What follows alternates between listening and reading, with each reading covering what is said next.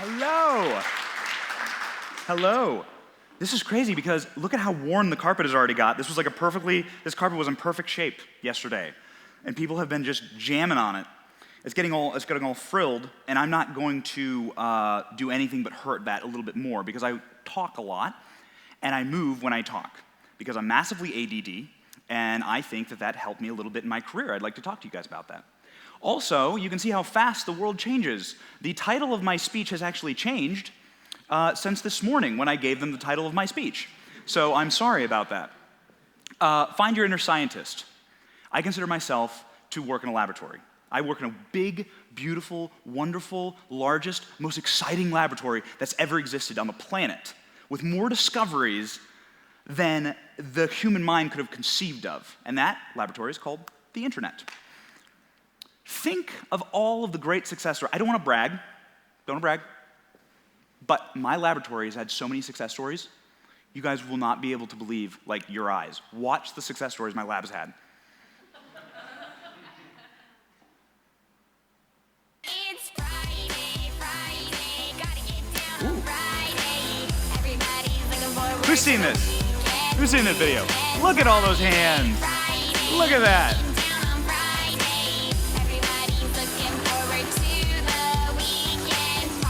Who's that? Who is this? Yell it. Grumpy Cat. Anybody know Erin McGurd Girl? You know her? Yeah, she's famous. Who's that? Oh, yeah. Better in GIF form. You could just watch it over and over again. Mitt Romney, not as good at doing Gangnam Style. Mitt Romney, not as good. Ooh. Poor guy. This guy, these memes are great.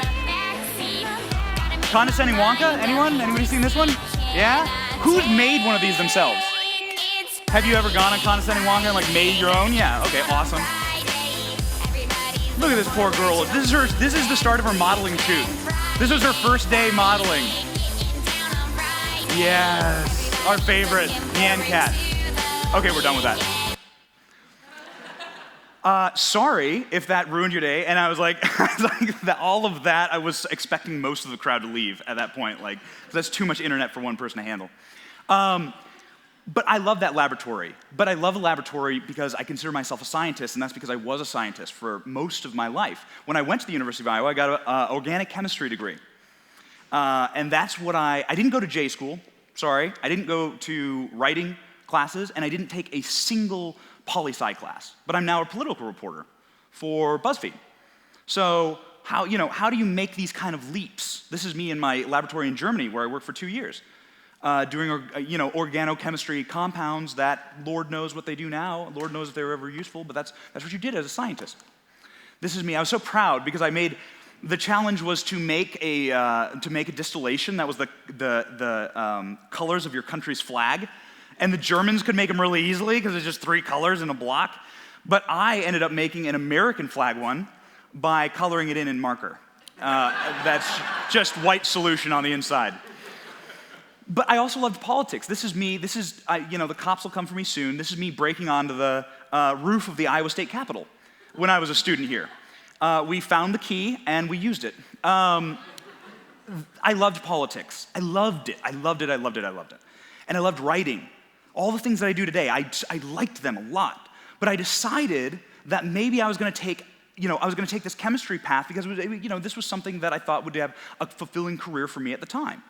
And if you take away anything from this talk, this big ADD talk I'm about to give, take away anything, it's that's okay. You should have tons of passions in tons of different areas. And I know it's hard because you're thinking, you have all the pressure, and you're thinking, oh my God, I have to do one thing. You don't. And it's just important to keep those embers burning and the passions that you have and keep them inside of you because you never know when your dream job is going to come calling and say, hey, you're really good at these passions, you do them naturally, and this is going to be what you're going to do for your life. And that's what happened to me. I guess the other thing I'd like to add to that is don't ever show pictures of you doing illegal things for a nationally broadcasted event. Why is being a scientist important? What did I learn being a scientist that I can apply to my life now? Because now I do do cat gifts, and and that's a part of my job. I do that professionally. Scientists are okay at failing. Like, failing's not a bad thing. In fact, failing, any scientist will tell you, is most things. Most of our job is failing. Maybe 100% of it. Some scientists never find what they were looking for, but they failed a bunch of times and they wrote big research papers about their failings, and that was more valuable to the scientific community than them actually succeeding. Polio was a giant failure, the polio vaccine. The best things that can happen are failures, and scientists are okay at failing. I think it's the only career path that's really embraced failing as a cool thing, because 98.71345% of science is failure. And that's important, especially in this day and age where we all have access to this big laboratory, and most of it's not gonna work out for you. Most of it's not gonna go viral if you're into that kind of thing, which I am.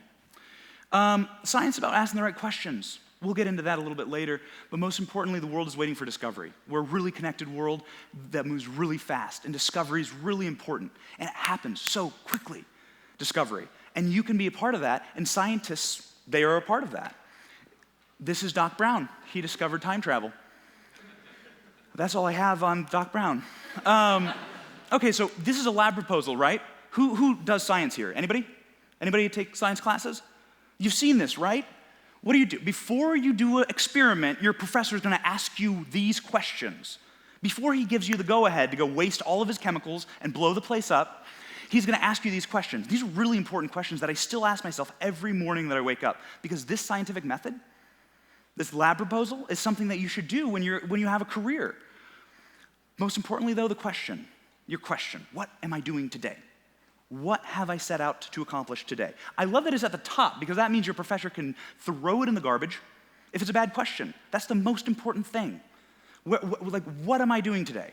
That's the most important thing. And if the professor doesn't like it, he's gonna throw it in the trash. And if you don't like it, you should also throw it in the trash. My question is, how do I get a millennial to stop Snapchatting for 1 minute and care about politics? How do I capture that kid in between Candy Crush, downloading the newest Candy Crush, and Jungle Run, and Snapchatting when he gets home, and care about politics in between? How can I do that in this fast-moving age? That's my question. My purpose or my hypothesis is that kids need to care about politics, and the political reporting world is doing a poor job of serving them in that capacity, and they're not reaching them where they're at. My materials needed, I need acids and bases, which are Republicans and Democrats.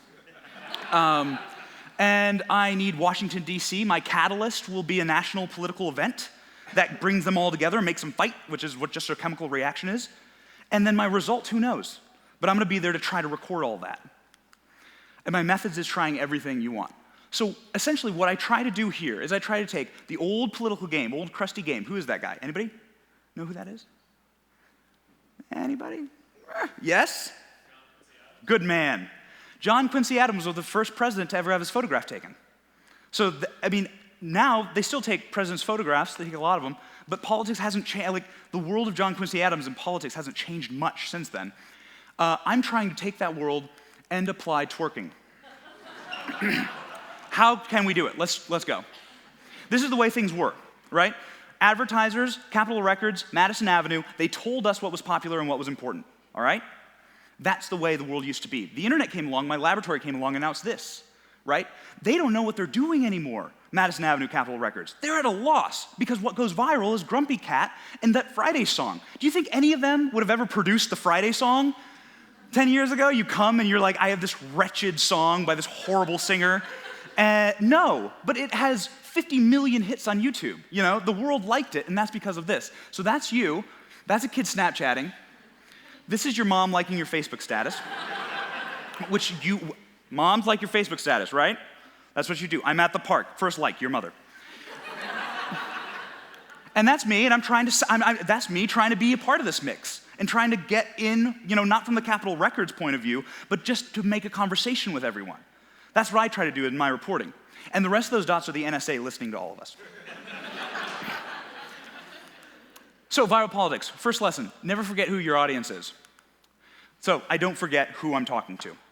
Oh, internet, look at what the internet did with that great photo. The Obama campaign released this, and the internet did this with it. And a million other memes, okay? What does this prove? What did I find out in my laboratory about this?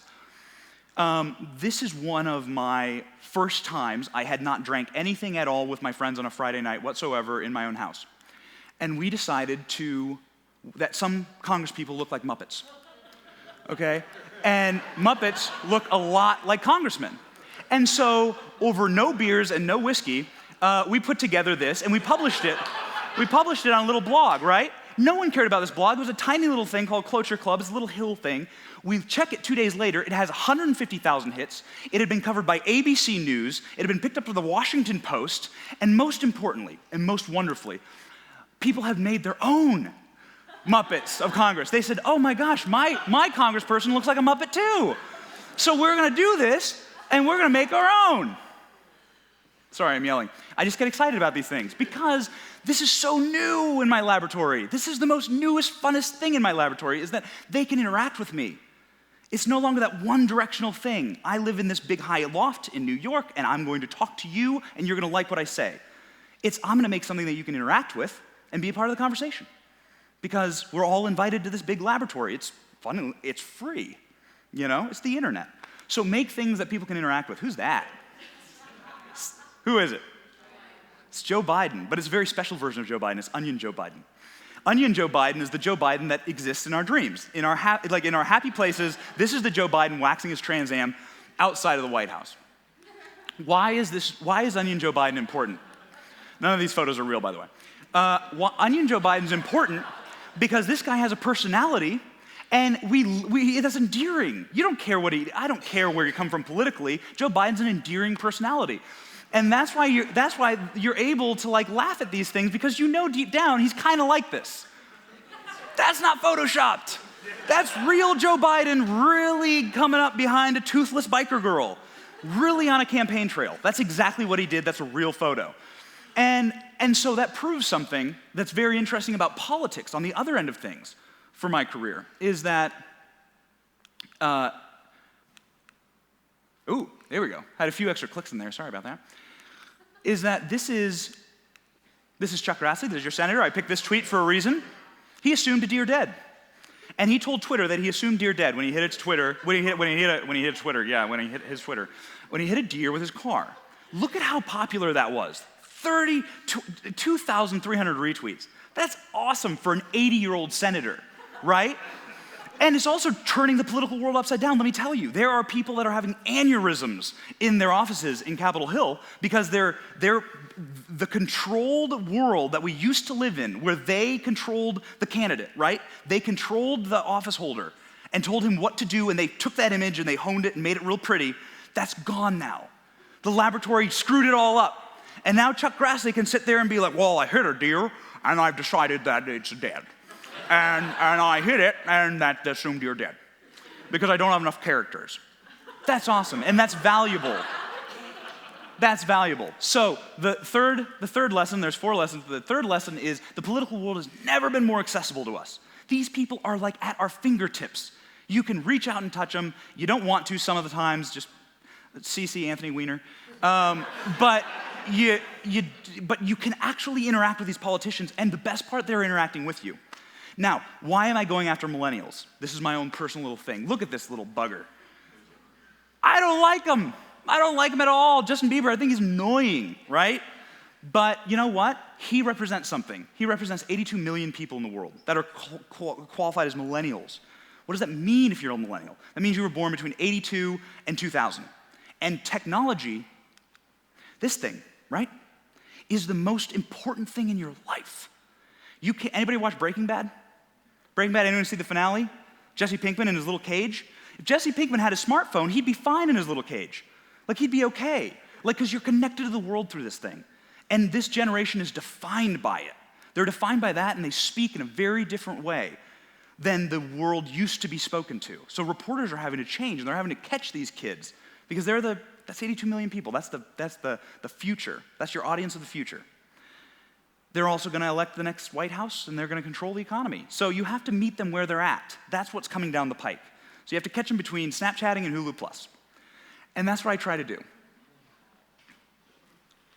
I'm just a bill. Yes, I'm only A bill, and I'm sitting here on Capitol Hill. Well, it's a long, long journey to the capital city. It's a long, long wait while I'm sitting in committee, but I know I'll Love be this guy, a right? law someday. We can, okay, so I can let that play. This is ahead of the joke, but the point is that was made, we all can sing along with that, because that video was made in the 70s when there was really no other alternative to reach a kid than PBS. It was watch PBS or do chores, right? Like in your household at that point, like, or kick a rock. I don't know what they did in the 70s. Now look at all the alternatives. Like, bless Schoolhouse Rock for reaching kids like that. They reached them in a fun and entertaining way. But look at these kids. Look at that poor guy that used to watch Schoolhouse Rock. Like, what the hell are you doing? Taking a selfie in the bathroom while I'm washing my hands. And that girl taking a selfie at the water fountain. This is insane. But that's what kids are doing, and you have to reach them somehow there. It's no longer a Schoolhouse Rock model where I can just go straight to the core. And like, this is the one way we're going to reach these kids, so we're going to do it with a cartoon. No. I have to somehow find them in between taking horrible selfies at a water fountain.